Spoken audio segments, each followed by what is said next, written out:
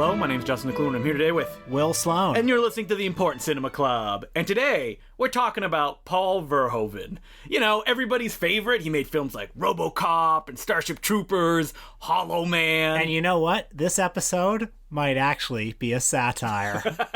Is there anyone that worked in the Hollywood system that no matter how many movies they made, that critics still didn't get what they were doing? Critics definitely didn't get what he was doing. That said, all of those movies have become so rehabilitated at this point that I feel like it's almost like a straw man thing to say, yes, the wildly misunderstood Starship Troopers. People misunderstood it when it came out, but they haven't misunderstood it since. I mean, 2 live-action sequels and an animated series and I think 3 animated features are still coming out. One came out this year, shows that yeah, what he did was very popular and it continued to live on. The same thing with stuff like RoboCop or even Total Recall. Or Showgirls, for God's sake, one of the MGM's best-selling video cassettes of all time. So here's what I think of Paul Verhoeven. Going into this episode, I was reminded of a quote by Luc Moulet in Cahiers Everyone's du Cinema. favorite KE critic. He was describing Samuel Fuller, but he said, "On fascism, only the point of view of someone who has been tempted is of any interest." I think about that point of view a lot, and particularly in Paul Verhoeven, because he's a satirist, he's a social critic, but he also loves sex and violence. That's what I was going to say, is that out of all of the filmmakers who do this like satirical stuff, like deconstructing a genre, that he just loves this shit. Oh, yeah. Like, he's saying, oh, this is bad, but at the same time, I'm going to give you a squib that's so big that it's going to be Verhoeven squibs. Yeah, and you know, it's funny that Paul Verhoeven is so beloved now. He has, at various times in his career, been very controversial and very divisive. I think part of it has to do with a lot of people have grown up with loving his movies. People grew up with RoboCop or Starship Troopers, and so they're more inclined to like him. He's had the advocacy of, you know, certain high-profile critics. That's probably also helped his case. And, you know, the movies are very enjoyable. But it's surprising that he's so beloved because I think the movies are complex and they're not the sorts of really straight-ahead message movies that seem in vogue today. I think that when people talk about Paul Verhoeven, they like to put him in the box of, oh, you know, they're satirical, but they're very obvious. Yeah. And I think that on the surface level you can read it that way, but especially if you go through his career and you watch a lot of his films, it's very complex of how you're supposed to deal with these things. Especially the Dutch movies that we watched this week, which I think are still like really combustible items. So Paul Verhoeven, he would say that his life was basically defined by living through World War II as a kid, and that he saw all of the violence, something that he lived with for the rest of his life, and he said that it's the biggest influencer on the kind of art that he makes. He most famously made a TV show called Florus, I believe, that starred Rutger Hauer. It was like a medieval kind of fantasy adventure show. And that allowed him to make a first feature film, which didn't do so well, and a second one, which me and you both watched, which goes under the title Turks Fruit. It goes under like 3 different titles. The translation, I believe, is Turkish Delight. And it also goes, according to IMDb, The Sensualist. And this is a film that, like a Fight Club, I imagine teenagers seeing it at a specific time would get a completely different message from it. Yeah, but it is a complicated movie. Yes, it is. So this film stars Rutger Hauer as the film begins, a man who recently came out of a very passionate relationship, and you see him from the get-go fantasizing about killing his ex-lover and her current boyfriend. And then it opens with him, his big old cock hanging out. He's very naked in the movie. A Verhoeven staple. Yeah. We see him picking up various women and having bad sex with them and then being very mean to them. He's a terrible man. He's a rapist. You know, what else do you say about the guy? But the way that Verhoeven shoots this film and the relationship that Rutger Hauer develops with Monique van de Ven, which is the woman that he kind of meets and falls in love with, and they have adventures, including a Something About Mary style getting your dick stuck in a zipper, but this time you see Rutger Hauer's real dick just hanging there. This movie has been described as Last Tango in Paris meets Love Story. It's a very excessive film. It's the kind of movie that, I mean, he made so many of his movies like this, but it's the kind of movie that often comes early in a director's career and really announces them because their presence is so embedded in it. You know, it's a movie of shit, of piss, of vomit, lots of vomit, blood. I mean, it is typical of this movie that, you know, not only is there a wedding scene, but it's like a triple wedding where two of the women are pregnant, and then one of them, her water breaks and she's miscarrying because you see the blood on her dress. And then when she gets up off the seat, there's like discharge on the seat and a dog comes up and starts licking it. It has to be all those things. And the way that Verhoeven captures these images is that it's the most energetic thing that you could possibly see. The camera's swirling around everywhere. Editing, jump cutting, all over the place. Because while we're describing it, it sounds like, oh man, that's miserable. He wants it to feel fun. And I think that's an issue that people have with his movies, is that Verhoeven shoots this stuff like, woo, what a ball! But everybody is often acting the worst way you could act. Yeah, and the other problem with this movie is Rutger Hauer is an absolutely despicable character. Like, he is a rapist, and yet the movie also shows him becoming a better person. Yeah, it does to a certain point. Kind of bullied into it. I still don't like him at the end.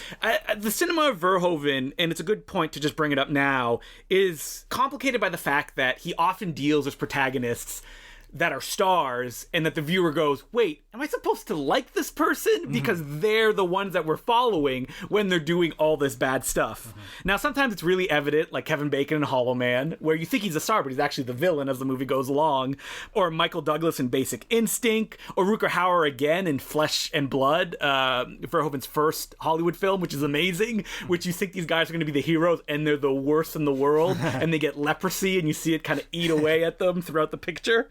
And if you can kind of like step back and view it from a distance, like, because Verhoeven is showing me this protagonist do these things doesn't necessarily always mean that he's behind them. My only response to that, and it's been, I guess, a criticism that dogged the movie, this was the most popular movie of all time when it came out in the Netherlands. And it was also based on a super popular book as well that's taught in schools. That's incredible, but it was heavily protested at the time. And all I can really say is, you know, trust your eyes. Yeah. like he is a bad guy.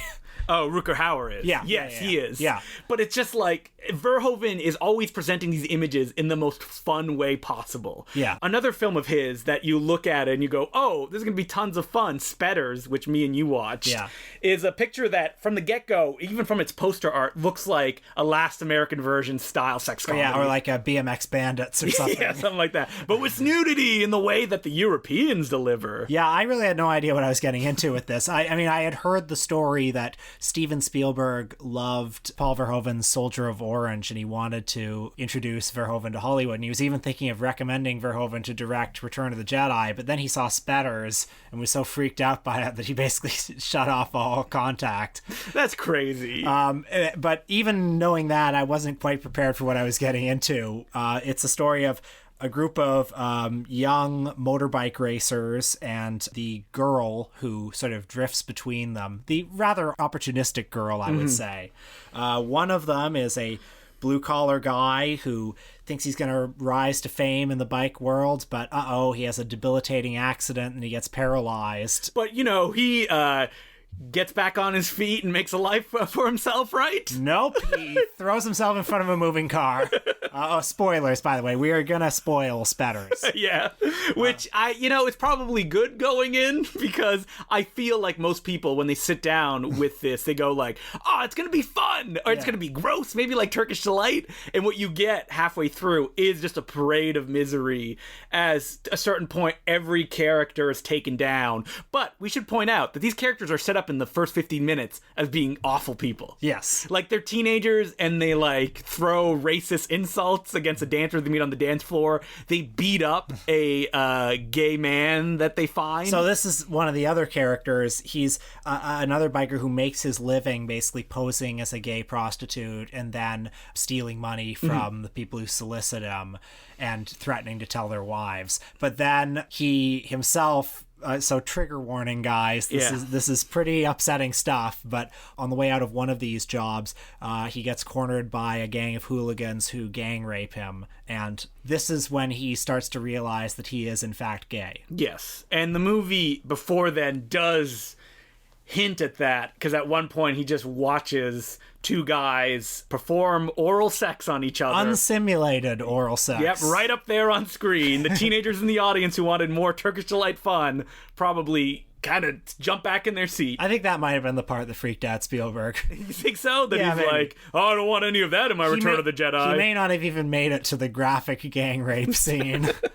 But that moment when it's this gang rape that makes him realize who he is, that was a very, very controversial scene when it came out. And Paul Verhoeven has said that he thought he was making a very progressive film, but I think that that is definitely a mistake, I feel. Well, it's hard to defend, but maybe the only possible defense is that's a character who has grown up in brutality. We see him with his father, who is a strict disciplinarian, and then after, when he comes out to his father, the father starts beating him up, and he starts taking it. So this is a character for whom sex and humiliation and violence are closely intertwined. Mm-hmm.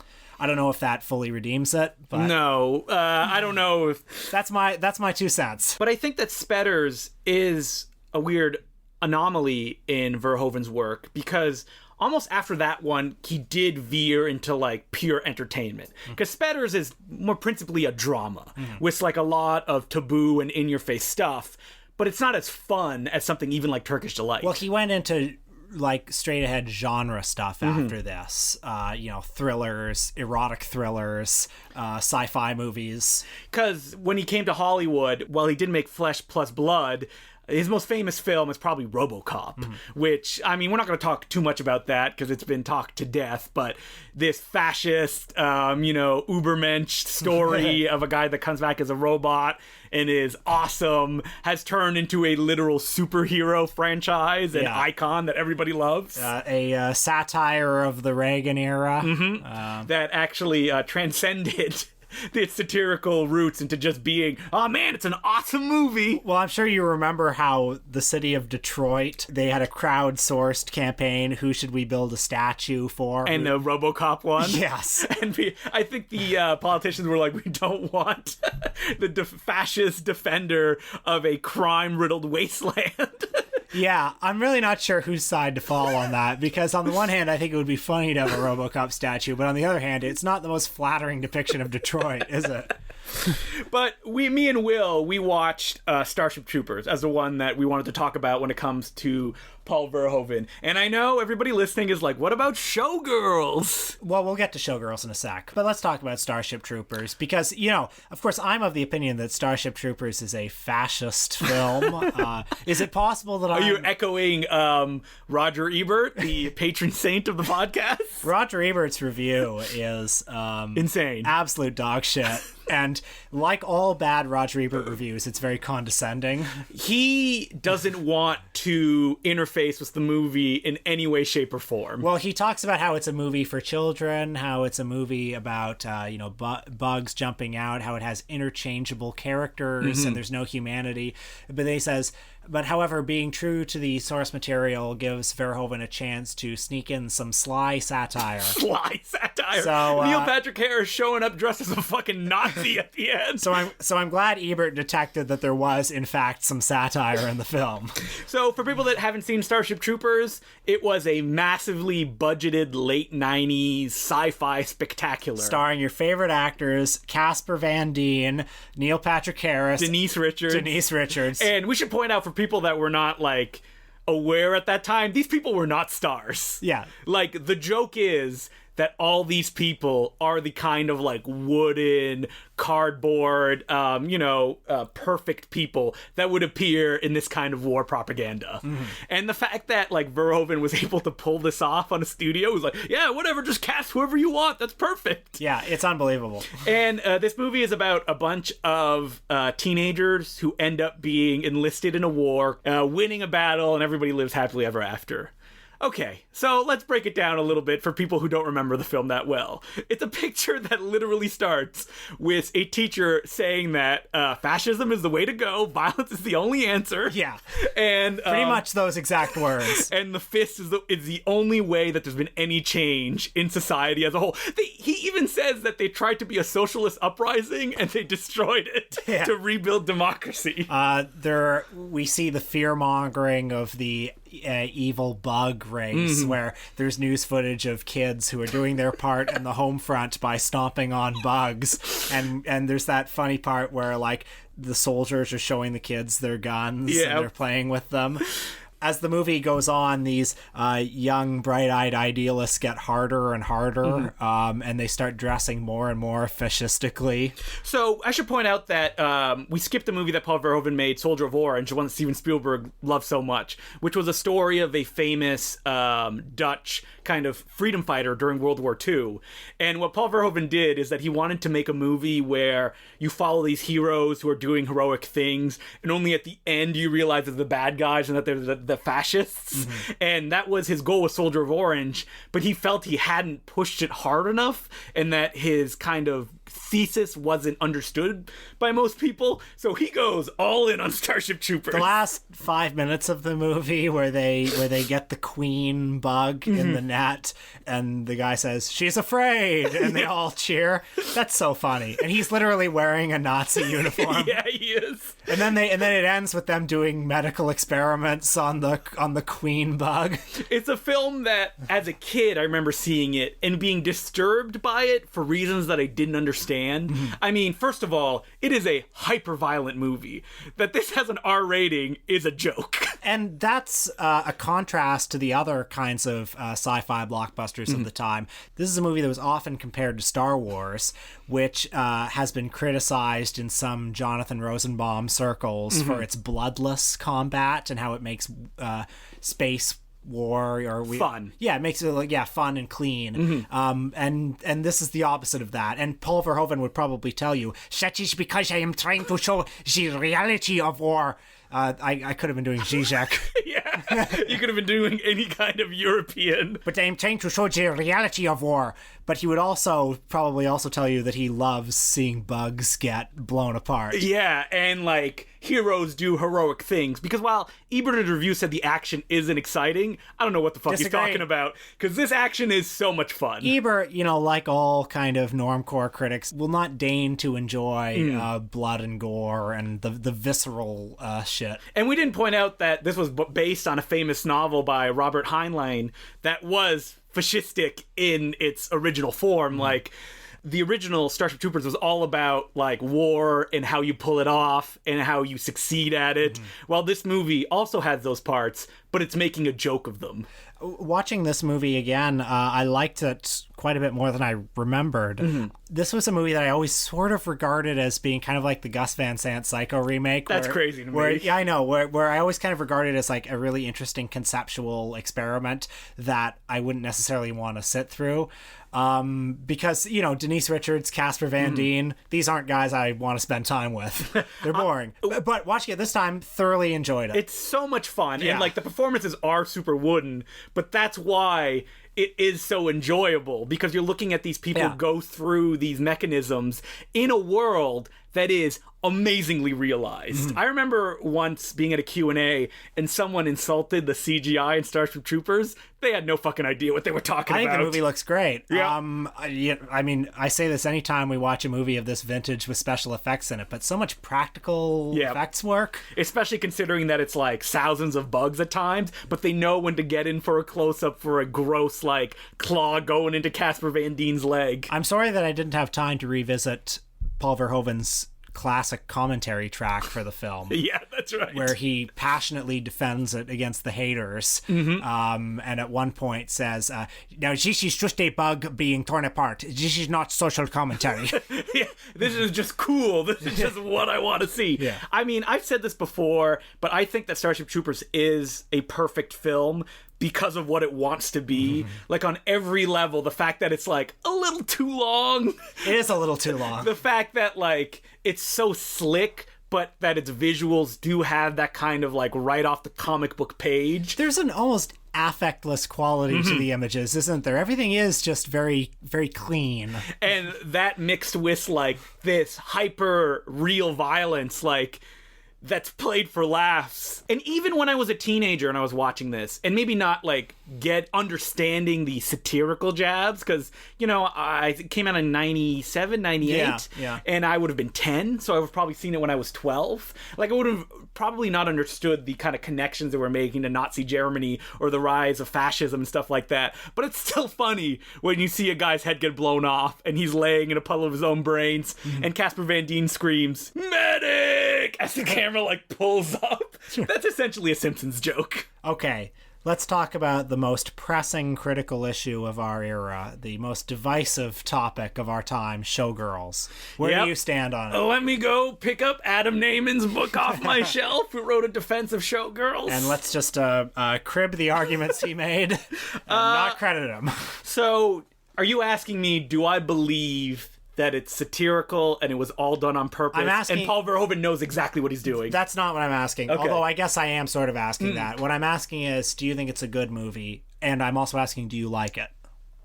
Do I think it's a good movie? No. Okay. I understand what Paul Verhoeven is doing, but I don't know if I connect with it in the way that I do with Starship Troopers. Now, I should point out that maybe that's because my affinities lean more with Starship Troopers. Because what Paul Verhoeven is doing with Showgirls, he's not parodying, but he's telling a very specific All About Eve story, right? And he's blowing it up to ridiculous heights.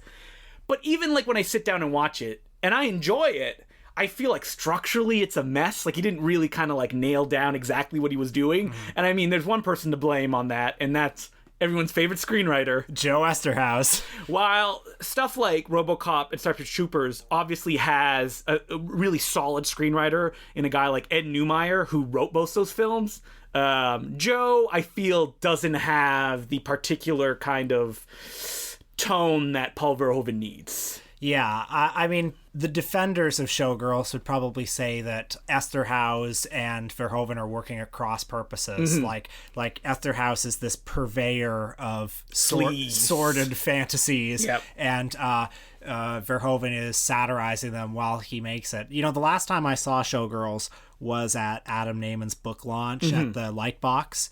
And watching it, you know, on 35mm film on a big screen, pretty near the front, it was an overwhelming experience. Like, you know, I had only ever seen it, you know, on a TV or on a laptop. And you only ever listened to with that commentary that came on the first big special edition DVD, where it's like the camp expert who's just making fun of it. Now it's time for how did this get made? So, you know, watching it in a theater, and I was watching it too just after Wolf of Wall Street came out. So I reminded me a lot of that movie.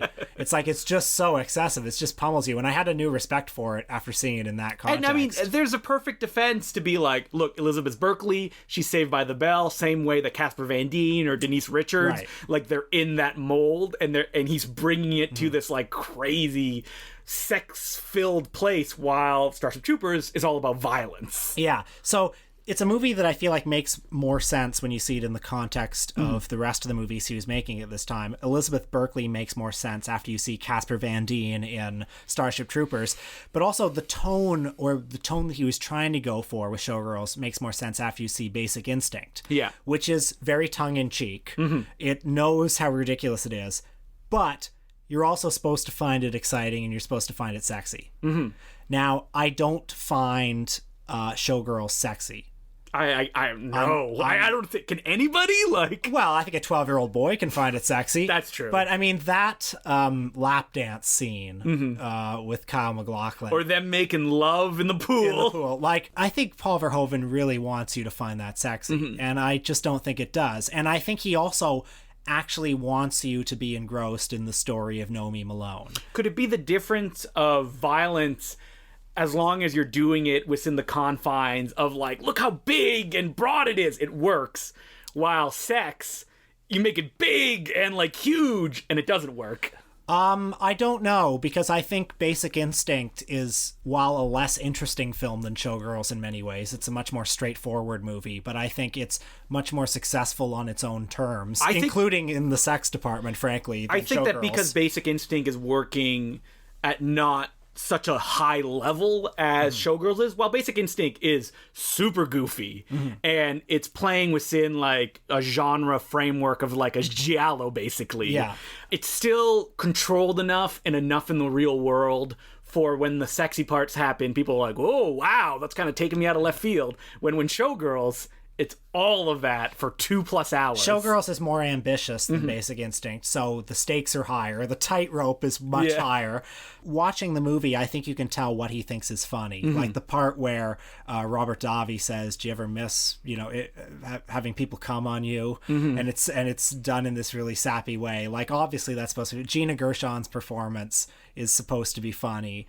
As I remember Adam Naiman saying at that book launch that it's one of the few Hollywood films that is really about sex and that has sex like on the surface everywhere. And, a lot of people don't like the rape scene in Showgirls, but that actually, if you approach the movie on its own terms, that's where all that simmering, the sexual economy of the film, that's the logical endpoint of it all. And I think it also kind of boils down to he's an auteur, right? So it's difficult to go like Showgirls doesn't work, but Starship Troopers does. Because as if you're like kind of taking his whole body of work into account, and most people defending Showgirls are huge Paul Verhoeven fans. Yeah.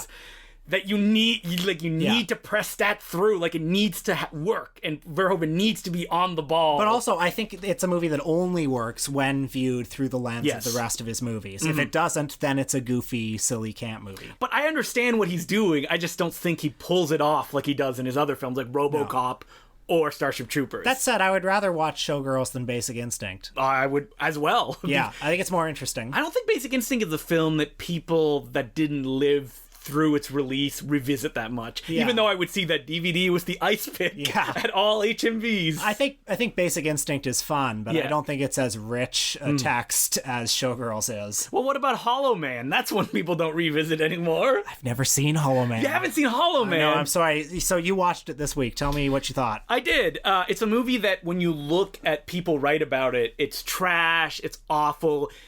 It is a movie that it's Kevin Bacon turns invisible, and he essentially does what any teenager would do, which is, I'm going to go look at naked women. I'm going to feel up naked women. I'm going to assault naked women. And as a movie that is built into like a big budget kind of thriller turns into a slasher for the last 30 minutes, that mixture of the kind of like sex part of it is something that is very difficult to watch. And you can understand what Verhoeven is doing, which is like, listen, what if I take the star that everybody likes and I go, oh, what if there was no consequences? What would this person do? And then following it to its logical conclusion, which is gross, but at the same time, like any of his movies, he's kind of enjoying what's happening and showing it to you.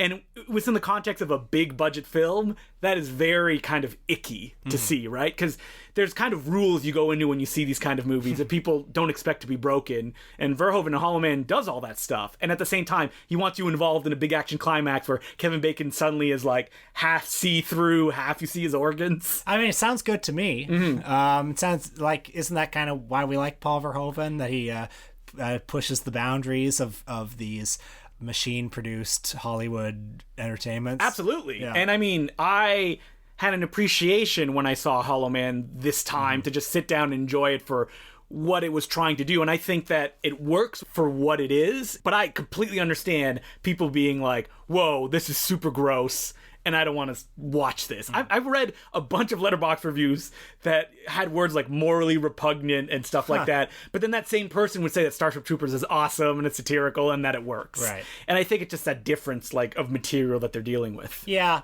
People like Paul Verhoeven when they think he's a Stanley Kramer type who's, putting people in their place. Yeah, where it's just like simple liberal messages. And when it gets more complex than that, that's when people don't like it. I think all the love for Paul Verhoeven that we've been seeing lately comes down to a couple of movies. And anything other than that, especially the ones that deal with sex, that's when people have a little bit more difficulty. Well, it is interesting that Elle, his movie from 2 years ago, was so successful and was so critically praised. I mean, there were a couple of people I think, was it Molly Haskell wrote a pretty thoughtful negative review of it in Film Comment.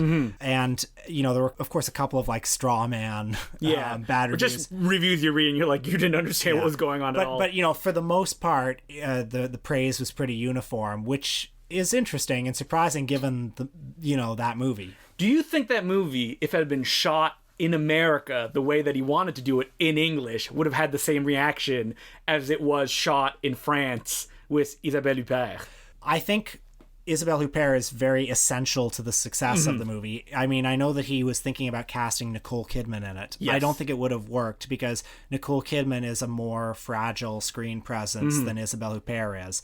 Also, because it was shot in French and because it was shot in a different style than we're accustomed to from him, it was shot much more in that austere cinema of quality style. Yeah, it wasn't the high energy Verhoeven that most people are familiar with. It's much more like Michael Haneke or something. Yeah, exactly. That gives it a sort of sheen of respectability. I mean, I also happen to think that it was the best way to shoot that film. Yes. Because if he had shot in the style of Turkish Fruit and it come out in the 90s, oh boy. But I mean, the whole movie takes its tempo from Isabelle Huppert's performance, which is very restrained. Yes.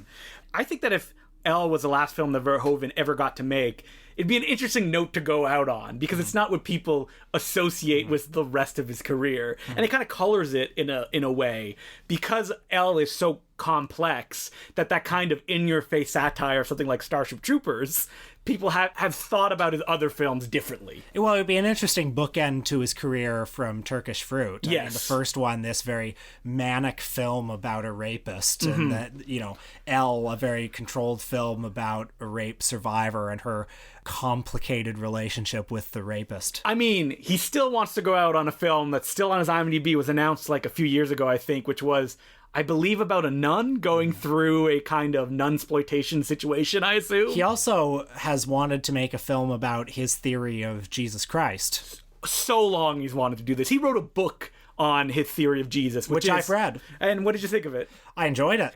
I don't know how seriously to take it, but I enjoyed it. Because his theory is basically that Jesus was a real person that had no kind of theological associations. Going into the book, he suggests that anything that's supernatural in the Bible, he just assumes isn't true. And he kind of goes through case by case all the big miracles, why they happened when they happened, why were these events maybe repositioned into being miracles. But for the most part, he suggests that Christ was a healer and a sort of freelance spiritualist of some kind who created a new code of ethics and became threatening to the powers that be because he became popular. I mean, I know that other scholars have tried to make the case for Christ as having been more of like a anti-Roman revolutionary. I mean, that's the plot of the Passover plot, the movie that came out in 1976 that starred Zalman King. The director of the Red Shoe Diaries himself, as a non-spiritual Jesus who was trying to overthrow the Roman Empire. I do remember his Jesus book concludes with him saying all of the things that Jesus said after his resurrection. And, they're kind of monosyllabic phrases. And Verhoeven writes something like, what happened to the richness of his words, the freshness of his insights? I am sorry, but I must conclude that Jesus is dead. Verhoeven, what a fun guy. So, letters this week. As per usual, you can send us letters at importantcinemaclubpodcast@gmail.com. Sorry to any hardcore Christian listeners of the podcast, by the way. I do not mean to either endorse or I don't know who to believe when it comes to Jesus scholarship. Verhoeven or God himself. Yeah. Gotcha there. Listen, there's only one book I've read, and that's the good book. I thought you were going to say Jerry Lewis's The Total Filmmaker. I've read that too. I've read 2 books. So this letter is from Amy Goldberg, and she goes, "Hey guys, I've been listening for several months and recently became a Patreon person. Thank you very much. I intended to send a more substantial email, however, I just watched Freaks for the I don't know how manyest time. Is there a conversation about it buried somewhere in one of your past episodes? Is it possible that this one has not yet been discussed? How could this be? Thanks, Amy." Tune in for this year's Shocktober because I believe Todd Browning has been discussed as a potential topic. Which is only 5 months away, I guess. It's still a little while. So you'll have to hope that this Jerry Lewis, Dean Martin like partnership lasts until then. Yeah. How long were they together for? 10 years. Okay. Oh my God. I think we maybe have a decade in us. Why not? Yeah, maybe 1 decade. Yeah. And then like a few decades after that, and then we get back together at a telethon of some sort. Yeah. But Freaks, fantastic movie. Yeah, we're both very much in favor of it. And I don't think it's come up mostly because we've been wanting to talk about Todd Browning, and which, spoiler, is a filmmaker that He's got one great movie. there you go. I think that and you just said it he's right. got a number of interesting films. Interesting as well, films. But Freaks is the great one. And the next letter is from PD Walter. Now, this letter is really long, so sorry, PD, but we're not going to read all of it. Sorry. But we really appreciate it. It was very nice. It was lovely. But you did ask 2 questions, which we'll get to. They go, have you ever been tempted to systematize your thinking about film? Or if that sounds too pretentious and antiseptic, just to draw some general conclusions or principles about what you enjoy and why? If so, what are some of the generalizations? For example, what makes a bad Ron Howard film relatively unenjoyable compared to an enjoyably bad Matt Farley film? Or what, in your opinion, makes one pretentious, slow art house movie worth the slog, and what makes another unwatchable? I think the idea of systematizing how you approach film is one that everybody does on a certain level, and if they say that they don't, they're lying. I kind of think that our podcast is an attempt to systematize our thoughts about film, isn't it? I mean, yeah. But aside from that, I'm hesitant to put down dogmatic rules. Yeah, because then you get into the auteurist crowd who are trying to apply certain rules to give what they're doing value, and when stuff doesn't fit into that, you have to struggle to figure out a way why this is not working. But that said, like, we both have worldviews, yes. and I think it, what makes a Matt Farley film more interesting to us than a Ron Howard film? I mean, I think, to address that idea, I think both of us are maybe a little bit, we've seen a lot of mainstream Hollywood films, and I think there comes a point when you get slightly burnt out by it, you look for other textures, I would say that, like, passion is something that I always look for in a film, but if you hear Ron Howard talk, he's very passionate about the films that he makes, but they're so kind of, like, lukewarm, because it almost feels like any edges have been sanded off when he's making a picture, because he's thinking of, like, the entire audience. He's a director who says stuff like, I don't have one particular style, I bring a new style to every movie I make. And you're like, oh, okay, yeah, I understand that, because there's no style. I mean, if there's an idea that informs pretty much the way I approach film, I'm sorry to say it has to be the auteur theory. I mean, don't you think? I mean, I think that's... Yeah, because you want to give value to, like, one individual's efforts, and that will push you into different places, and will also give you one person to go, I like his work or her work. Art is very interesting to me as a mode of self-expression. And I think one of the interesting paradoxes of film is that it's this very collaborative art form, and yet most of the movies I love are movies that can be attributed to a single person. But that said... or that you can convince yourself belongs to a single person. Yeah, in certain cases. Yeah. But... I mean, I don't know. We all know the limits of auteurism. We all know the structural imbalances of it. We all know that certain films are, authorless texts. Who is the author of a Marx Brothers movie? Yeah. I think that when it comes to systematically kind of discussing certain films, that applies a lot to genre films when I'm talking about them, especially if you've seen a lot of them, that you almost want to pinpoint, like, if they just did this differently, it would be better. Like, when you watch an action film and there's 3 action scenes, and you're like, if there was just 2 more action scenes, the movie would be more exciting. Because I think that, especially me and Will, when we watch a lot of, like, Hong Kong movies, a lot of those pictures don't have that kind of involvement in the stuff between the good parts. And that, like, slasher films, you go, if there was just 2 more people that got killed, like, it would be more fun. And I think that genre films, I tend to sometimes do that, but then you'll have a film that doesn't fit those rules at all, but it's just really engaging and involving, and that's why it's good. But that happens not that often. So when it comes to you, it's like the key word is passion. Yeah, Passion, that I feel that someone is invested in what they're making. Okay. And a personal point of view, usually. And for me, control. Control? Yeah, I don't know. Ed Wood, he had his hand on every element that was in front of the camera. Just toxic, bad people wielding unaccountable power. And because that's my speed. That's reflected so clearly in the film and so evidently. Yeah. The second question goes, I'm increasingly annoyed by a trend in admittedly fairly mainstream Hollywood films, particularly sequels and big tentpole movies, toward utterly nonsensical plotting. This may sound like an absurd lament, but I think if you go back and watch good mainstream blockbusters from 20 years ago, say Terminator 2 or even something like Jurassic Park, you will notice that they take the time to establish credible characters and relationships and are often more carefully and logically plotted out than their current equivalents. Now, I feel like these films move so fast and are so sloppily put together that how the story moves from A to B to C literally makes no sense. See any of the recent canonical Star Wars films for evidence of this. It's as if the filmmaker thinks we are too stupid or too inattentive to notice.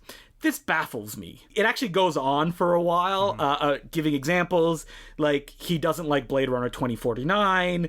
He really doesn't like Rian Johnson's Last Jedi, which, whatever you think of his humor or his radical undercutting of the series conventions, is just not a good story, nor is it even a fun, well-executed action film.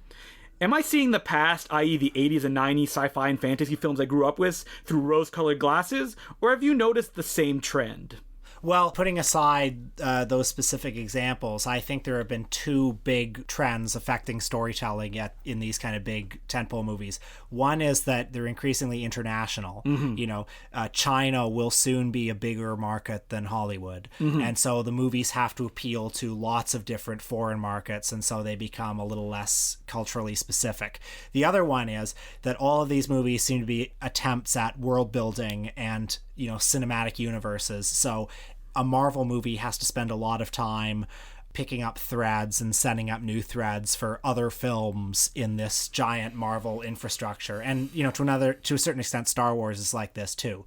So those are two things affecting storytelling in Hollywood films. In the 80s, it was like you'd make Batman and you'd have the idea that this will probably have a sequel at some point, and then you'd make the sequel. But it wasn't like, these cinematic universes that are set up to be cinematic universes from the get-go. I don't think that's as big a problem as you think it is. Like The Mummy, that movie is shit and it's setting up a bunch of strands.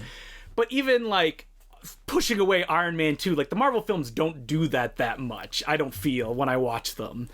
I thought Thor Ragnarok had like 20 dead minutes at the start while he's like talking to Doctor Strange and he's going, checking in on all these characters. Oh, I think that's just fun. I don't know. I know, but you don't like those movies. You're right, I don't. And I think that films are often written by committee. And that's like the nature of having 10 million screenwriters trying to put one picture together. I mean, that's been the case since the beginning since the beginning of time, yeah. And you just don't hear about the really shitty ones, but you get to see them in theaters now. I liked The Last Jedi. Yeah, we both liked it. And we talked about it in a Patreon episode, I believe. Do you think blockbuster storytelling is getting worse? Compared to what, though? Like the 90s? The 90s was a terrible decade for blockbusters. And the 80s were a terrible decade for blockbusters as well. I mean, like Terminator 2 is a good movie, but that is like an outliner and stuff. Man, like Twister. Yeah. Dante's Peak, Volcano, like Godzilla. You look at those and you like them because they were there when you grew up. Yeah. And I mean, there's something to be said about the fact that people believe attention spans are nothing now, so they have to like give a bunch of images really fast.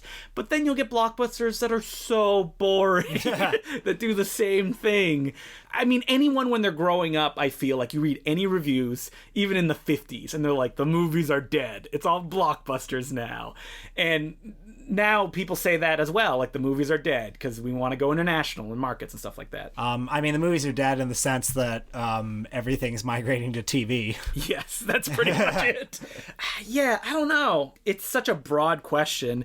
I mean, the letter writer also says that, like, Is it just that blockbusters are basically B movies with a budget and we shouldn't expect them to hang together as coherent narratives? I think B movies can be very good. Yeah, they can be. Yeah. And I think that the blockbuster, the problem is that there's too many cooks in the kitchen, and that's when you get something that's not good. Yeah. Because they're trying to appeal to everybody. Yeah, the blockbusters I like, I would say, again, like most movies I like, are the product of a dominant person's vision. I mean, yeah, like Rob Cohen, who made Hurricane Heist. Yeah, I mean, God Cohen, he's a true artist. Anyway, thank you very much for your letter, Peter. I'm sorry we didn't answer the question as probably solidly as you would have liked, but these are confusing times. Yeah. Movies are transforming. Who knows what's happening? Yeah, Bumblebee's going to be out soon. The next Transformers movie. I'm just... There may not even be movies in 10 years. We're going to be getting... virtual reality implants? It'll be VR and episodic television, and it'll be streaming into a chip in our brains. Yeah. And you know what? I mean, if you want an answer, movies are shit. It's all superhero movies now. Yeah. And there's no middle-brow, middle-range movies anymore. I was just reading Dwight McDonald's famous essay, Mid-Cult and Mass Cult, where he was complaining about the rise of middle-brow culture. Really? And I was thinking, boy, this is so quaint.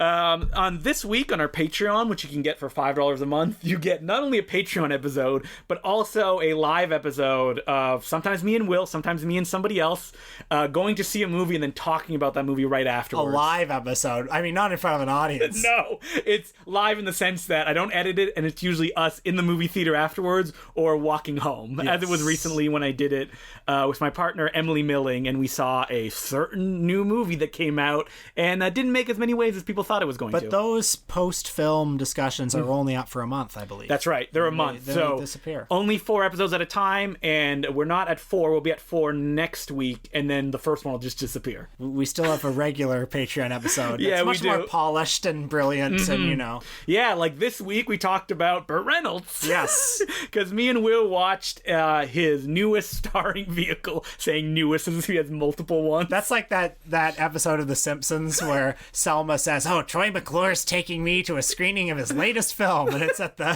flea market theater.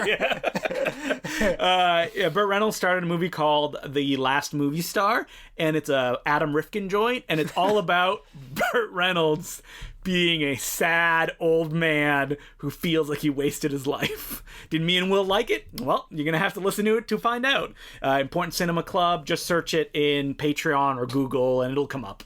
And you want to become a member now because me and Will are soon going to post our commentary on Edgar G. Ulmer's Detour. That's right.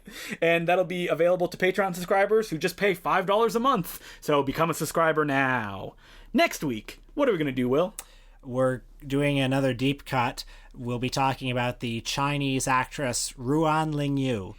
And people may go, wait, are you talking about the subject of Stanley Kwan's famous film Center Stage, also known as... Actress? Why, yes, he is. Yes. We're going to be watching that film, Center Stage, and we'll also be watching The Goddess. Yes, The Goddess, which I think is her most famous film. She was a silent film actress, and reportedly, I haven't seen The Goddess yet, but reportedly she had a much more naturalistic acting style. I have seen Center Stage, and it's a good film. And before we go, I would just like to thank everybody that checked out Matt Farley's movies after our episode. Warmed my heart. We got a lot of Twitter responses. People sent me emails saying that they either heard of this guy as just like a kooky music man, but I'd never known that he had made movies, and that they watched them and they kind of blew them away. So thank you very much. And if you haven't checked out his films, go and check them out. Most of them are available feature length on YouTube. So my name's Justin Niclou. I'm Will Sloan. Thanks for listening. Will, have you visited ain'titcoolnews.com lately? Oh, always got to get my fix of The Head Geek. And Mr. Beaks and the Moriarty. The Spoony one, was he them? Who was the character that Patton Oswalt played and he did reviews on that website? I didn't know Patton Oswalt. Yeah, he did it under another name, and he wrote very like over the top, like fake reviews. That's funny. I mean, I was never a very avid Ain't It Cool News fan. The site was always just a little too much of an eyesore for me. Oh, it's so ugly, and it still looks that way. I don't even. Is it still up? Yeah, it's because I remember checking a few weeks after shit went down with Harry. Yeah. Actually, after the scandal with Harry Knowles, like supposedly his sister took over editing it, but I mean it was clearly just him. Yeah. I mean, that's a website that it was such a big deal when it existed that Harry Knowles actually wrote a book about it. You remember that? Oh yeah. I don't remember what it was called. It was called Ain't It Cool? Oh, okay. And he had a ghostwriter on it, so it was much more coherent than any of the, shitty missives he, puked out onto the internet. But he was famous for, like, tanking movies, supposedly. I mean, the famous one was, like, Batman and Robin, which is, like, come on. Yeah, that wasn't Harry that tanked that. But studios, this was the first time any of them had heard of the internet. And they thought, well, who's this guy who's operating outside of the system? Because he was posting, like, pre-production art and stuff like that. But they also figured out that Harry was pretty easy to buy. Like, I remember, didn't he write a really favorable review of Godzilla because he got invited to the big premiere and the Taco Bell dog was there. Yeah, and then the next day he said, actually, I saw the movie again and it's bad. I think we spent too much time on Ain't It Cool News. Harry Knowles, piece of shit, good riddance. A website that just got brought up because when we stopped recording, we started talking about the websites we used to visit. A conversation I believe we've had already, but well, let's have it again. Listen, we're 100+ episodes in already, and I'm already getting emails from people asking me to do episodes we've already done. So we should do refreshers at this point. Well, the website that you mentioned was comingsoon.net. Yes. Which is a site that I'm sure I visited in the early 2000s. And I never visited it, though. It's just a friend of mine still visited it today. Well, it was never a loyal site for me. But, it was just there. It would have news, so sometimes I would go to it. And I was surprised to learn that it's still around. And another site that I was surprised to learn is still around is joeblow.com. You remember that icon of him, like, in sunglasses, like, giving a thumbs up or something like that? joeblow.com, the only mainstream movie website to have a movie hotties section. Well, at the end of every article, there would be a photo of a woman in a bikini, no matter what it was. I feel like even obituaries. You know who also does that? Jonathan Rosenbaum. No, he doesn't. Well, no, but it's like oftentimes he'll have like, screen caps from articles. And it'll be naked women. Yeah, it'll be like, you'll be reading his Eyes Wide Shut review, and it will just have a picture of a naked Nicole Kidman. Which is great when it retweets it automatically on Twitter, and the photo is just a naked woman. Yeah. That happens more often than you would think. Yeah. What were some other sites that you visited in the early 2000s, say, that you don't visit now? As I've discussed a lot, I was a loyal fan of zombiekeeper.com. The popular forum there introduced me to such things as John Woo and Dead Alive and George Romero and all the stuff that I hadn't heard about before. But that site disappeared very quickly. I was a huge fan of kungfucultcinema.com. Oh, yeah. That was a huge site. Doesn't exist anymore. There's no trace of it on the internet. Did you like City on Fire? I did, and that still exists. But I always kind of disagreed with the reviews. So it was a website I went to a lot because they covered Hong Kong cinema stuff. How about badmovies.org? I never liked badmovies.org, and I'll tell you why. I thought they were too mean. Well, they were definitely in that Medved tradition, like so bad it's good. Yes, and because it would give wasn't it like a beaker or a lava lamp or something like that? Oh no, that was Stomp Tokyo. That's right, Stomp Tokyo, or Cold Fusion Video, one of those. Yeah. Man, what a trip down memory lane. Badmovies.org had a lot of video clips and a lot of pictures. That was good. Yeah, that you could watch video clips from. I'm trying to think of I'm sure I watched some over and over and over again. That blocky Real Player video. Okay, so in the late 90s, when I was probably like 9 or 10 years old, JimCarreyOnline.com, a favorite site to visit, because they had blocky, you could download the Ace Ventura Pet Detective trailer. I remember visiting the Mars Attacks website for the movie, and there was Flash games, and they had never experienced games like that on the internet, and that blew my mind. Oh, well, I visited the Space Jam website before it became a hipster meme. Yeah, it still exists, doesn't it? Yeah, but I visited it back in the day. You were there before. It was cool. I must have as well because I was so hyped for Space Jam. Back in the mid 90s, the only way I could get on the internet was at my dad's work. So it was it was like an event to get the internet. At dad's work or the library. I remember also liking pythonline.com, the official Monty Python website. And then when I got a little older, say the early 2000s, James Berardinelli's Real Views. I've never heard of that website before. James Berardinelli was a guy who kind of got in on the ground floor of online film criticism. He was posting in, message board groups before the internet as we even know it today. And Roger Ebert discovered him and sort of signal boosted him and said, this guy's the best of the online critics. And Berardinelli was, I think, an electrical engineer who just started reviewing movies. And I don't think his prose really holds up. Where is he now? Is he still doing it? He still does it. Really? Realviews.net, yeah. Wow. I mean, there's something about that tenacity that at a certain point you go like, I'm not going to get any more popular than I am. Important Cinema Club podcast. But you just keep going. Yeah. I guess hey, rate and review us on iTunes. Yeah. Art for art's sake. Yeah, that's right. I mean... Chud, Cinematic Happenings Under Development, was a place that I went to a lot. That was the place of Devin Faraci. Oh, God. Very opinionated. He has a new website. He has a new blog. Yeah, I know. And other than that, I don't think there was that many that I visited. I think I named all the top ones there. That there would be like 3 or 4 that I would visit every morning when I woke up.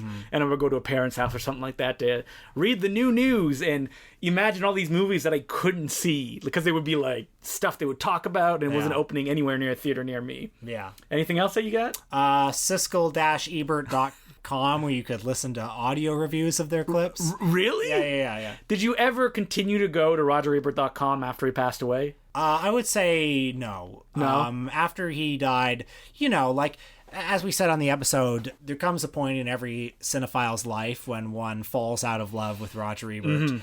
And also, I feel like so much of, Roger Ebert's connection to the audience came from, watching him on a week-to-week basis. And so I don't revisit his criticism very much. Oh, really? Yeah. Except when you look up to see what he was thinking about a movie that you're watching now. Especially if it's, like, really bad. Well, like I mean, I remembered the Starship Troopers You did? review. Yeah. Oh, man, that's crazy that he had such, like, an important part in your life that you would remember stuff like that. I mean... The thing is, when you think about when Starship Troopers was misunderstood, do you think that's the review that misunderstood Do you think your dislike of Starship Troopers, the tendrils are from that Roger Ebert review? No, I mean, I never disliked Starship Troopers, and I think I always recognized that Ebert was wrong on it. I always kind of liked Starship Troopers. I think it just came from... there was a time when I wasn't quite at the cosmic brain stage yet, when I wasn't willing to find... those actors funny. Yeah. I think that Ebert is a good, like, beginner critic for people to get into because he is so often horribly wrong that you can point to the reviews and go, this guy doesn't always know what's going on. And you can rebel against him. Exactly.